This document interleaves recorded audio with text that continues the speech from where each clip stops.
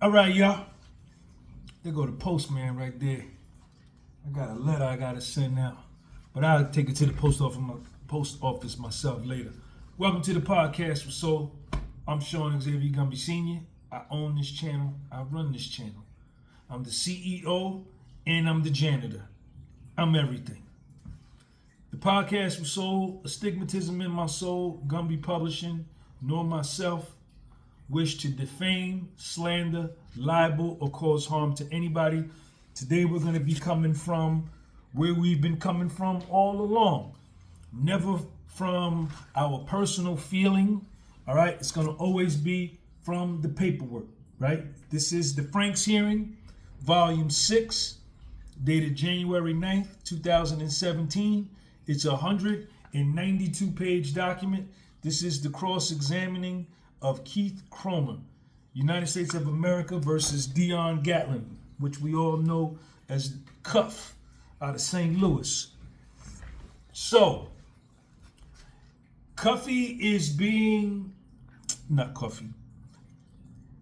Cromer is being cross-examined by Humphrey, one of the defense attorneys, and no matter what this dude is trying to do to trip Keith Cromer up, at this point, he can't do it. And what he's trying to do is to imply that Keith Cromer misappropriated funds on purpose by purposefully confusing Dion Gatlin with Cuffy'S brother, Deron Gatlin. And, you know, the judge even has to step in at some point and clarify everything for him. But what I want to talk about in this video is the confusion between Deron Gatlin and Cuff, right? So I guess, I don't know. I didn't talk to Cuff about this. I've heard about Cuff's brother. All due respect to Deron Gatlin, to Magic. He's now deceased. But I guess Deron Gatlin got into it with some niggas in South Carolina, and guns was pulled and the whole joint, right? So, let's pick up where we left off with Humphrey cross-examining Keith Cromer. So in the paragraph when it talks about Deron Gatlin being involved in an altercation and someone pulled a gun but no one was injured, and this is information coming from DeMario Moody, isn't it? This is a summary of a proffer, Keith Cromer. Yes, it was a proffer, yes. So, what's included in these paragraphs is coming directly from Moody. And this is Humphrey. Mr. Moody is referencing someone who, through mistake or whatever you believe to be Dion Gatlin, Keith Cromer. Yes, sir. Humphrey. And the information in that paragraph confirms the information that Tammy Cowins was giving you about Dion Gatlin. Keith Cromer says, it doesn't confirm it. I said corroborate. Humphrey. So the information about Deron Gatlin, who you thought, regardless of if it was a mistake or whatever, you thought it was Dion Gatlin or Cuffy. Keith Cromer. Yes. Humphrey. That paragraph corroborated information that you had from Tammy Cowins about Dion Gatlin to the point that she deserved to be paid $2,500 for a proffer in which she took no part in. So the attorney is implying that because this was a case with Jack Harvey in South Carolina between DeMario Moody and Deron Gatlin, not Cuffy, not Tammy Cowins. He's trying to say, why was Tammy Cowins paid for this, right? And why was it referenced in the DEA 103 and the DEA 6s about Cuffy? And Cromer's explained, we thought Deron and Dion were one and the same.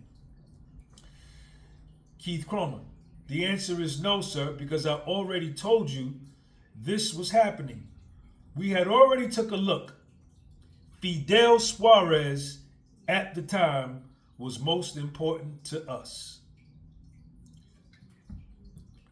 But it does not change the point that Tammy Cowins is providing ongoing information related to Cuffy and Fidel Suarez. But more importantly, what I just told you, sir, is that the same month, in March of 2012, we brought CS2 into the fold so that with the plan that we had formulated was Tammy Cowins was going to introduce CS2, confidential source 2, to Cuffy. Because under the story and auspices that confidential source 2 would introduce Cuffy to a source of supply for drugs. That was the plan we had in action and we had discussed, and that was what was going on at the time. Humphrey, the attorney. And this information about a fight involving Deron Gatlin, who you thought was Dion Gatlin, corroborates that information. Keith Cromer, no. What it says is that one drug trafficker is familiar with the activities of another drug trafficker. In and of itself, she got paid. We just referenced this DEA 6 because we believed it was Cuffy. We referenced that DEA 6. But look at what else was going on, what I just explained to you, those other things. We just had to reference a DEA 6 that talked about it. And so that's why we referenced that DEA 6 with him for that, because that's what we believed it was at the time.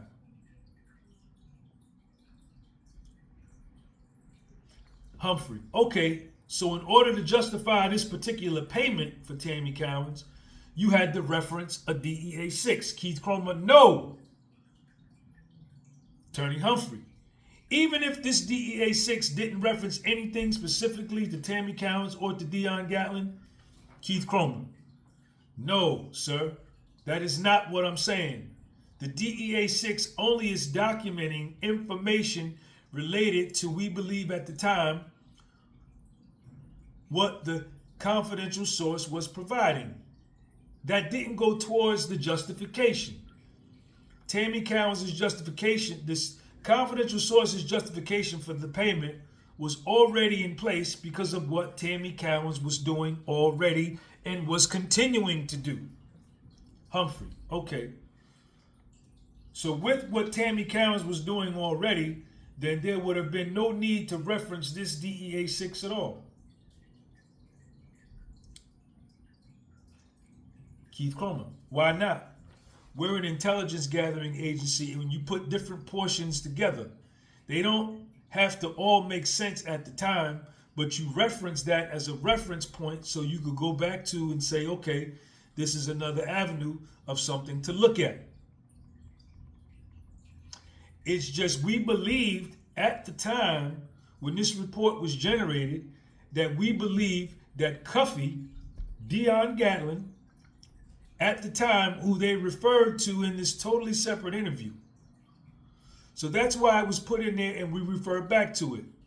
If we would have known at the time that they weren't one and the same persons, the only thing we would have to do is reference Tammy Cowins and CS2 meeting, and they discussed the targets of the investigation related to Dion Gatlin and the Mexico-based traffickers that we want to target and do cuff under. This is Keith Cromer. We were going to arrest Cuffy ourselves until I received and spoke to the agents in St. Louis weeks after this right here. And at that time, that litmus test, as far as if Tammy Cowins' information was right or not, was answered by them. Because the same information I had about Fidel, that's what they called about first, meaning DEA St. Louis. And then talking to DEA St. Louis, I told them about Cuffy. And they were familiar with Cuffy. And they assisted in corroborating exactly what Tammy Cowins said about Cuffy and Fidel and what their association was. And they corroborated that information for me. So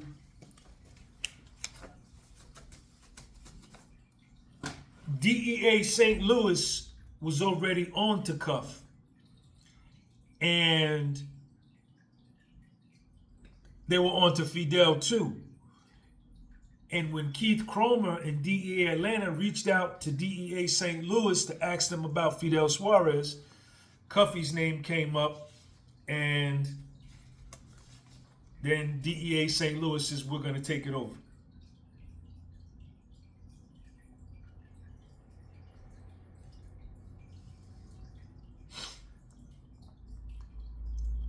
It wasn't just on Cuffy itself. It was Fidel Suarez. It was Cuff. And sir, the plan we had formulated, you're asking about a justification of what Tammy Cowins was doing.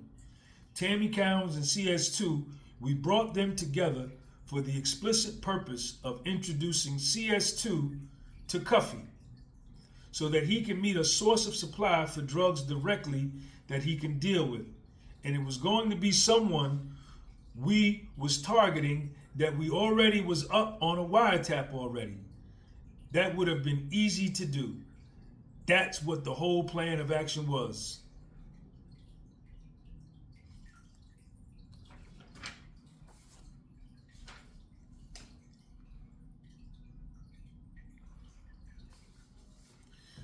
Tammy Cowins and CS2, myself, and other agents had formulated a plan to introduce Tammy Cowins to CS2 and Cuffy to CS2. This is Humphrey, still asking about the $2,500. My question is specifically about this payment.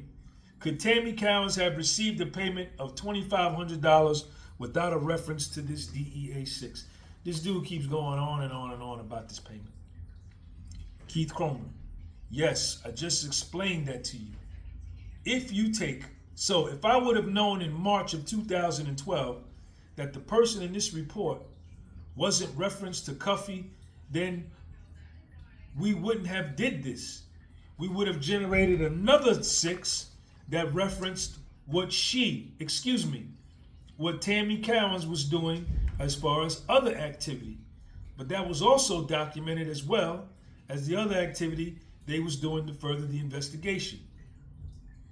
Tammy Cowins was already in place. So I already received approval from my boss and from my superiors that how we were going about making these payments were familiar. My bosses and my superiors agreed with it. It happened, and we were doing it. This was just another avenue from an intelligence purpose, is why we referenced this 6. And since the report was already generated, it was easy to reference that in the 103 payment.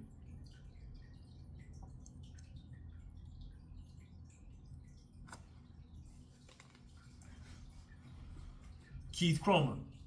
My interest in Dion Gatlin was to introduce him to phase out CS1 to phase out Tammy Cowins out of the investigation in total as far as being proactive, because Tammy Cowins expressed concern related to the violence perpetrated by Cuff.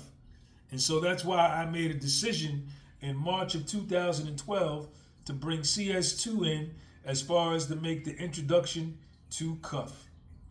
Phase out Tammy Cowins as far as anything proactive.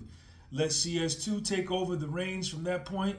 That was the plan of action that I came up with.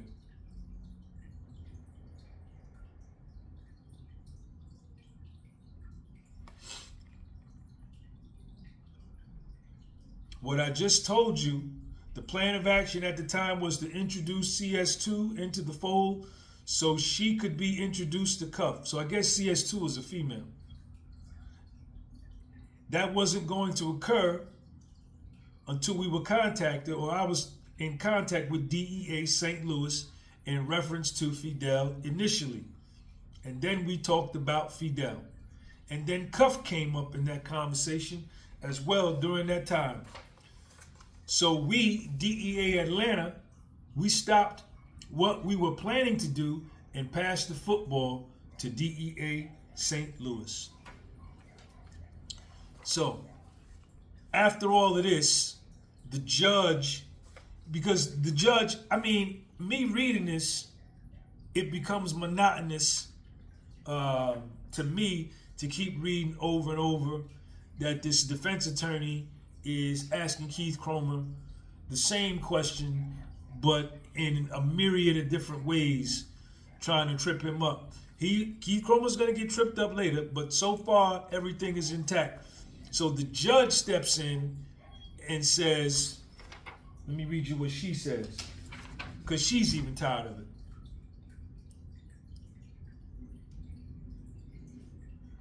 This is the judge. She says, Mr. Humphrey, this is the defense attorney, before you question Agent Cromer, because now he has another payment he wants to question him about. Before you question Agent Cromer about the next payment, I just want to make sure that I'm understanding Agent Cromer's testimony. And I hate to interrupt counsel's questioning, but we're getting so much testimony in here that I don't want to forget when we move on. I want to make sure I'm understanding your testimony. Agent Cromer. Keith Cromer says, yes, ma'am. The judge. Mr. Cromer, you answered a question, and I'm just summarizing. I'm not trying to be precise. My understanding from your testimony is that if you had known back in March of 2012 that Deron Gatlin and Dion Gatlin were not one and the same person, then you would have, or your group would have, generated a different DEA 6 with justification for Tammy Cowins based on activities that Tammy Cowins had actually been involved in. Is that a fair summary of what you testified to? Keith Cromer, yes, ma'am. The judge. And as I understand your earlier testimony, if there had been any new activity by Tammy Cowins during that month, during that March 2012 period, as a matter of process, would you have been required to create a DEA 6 in order to give the payment? The monthly payment to CS1? Keith Cromer, yes, ma'am. The judge, and would that form then have just stated ongoing investigation? Keith Cromer, yes, ma'am. The judge, okay, thank you. Then she could the judge says, go ahead. Then she turns it back over to Humphrey. So that's what we got. I got some more coming up. Stay tuned. Go follow me on Spotify. The podcast was sold on Spotify. The podcast was sold on Instagram. Peace.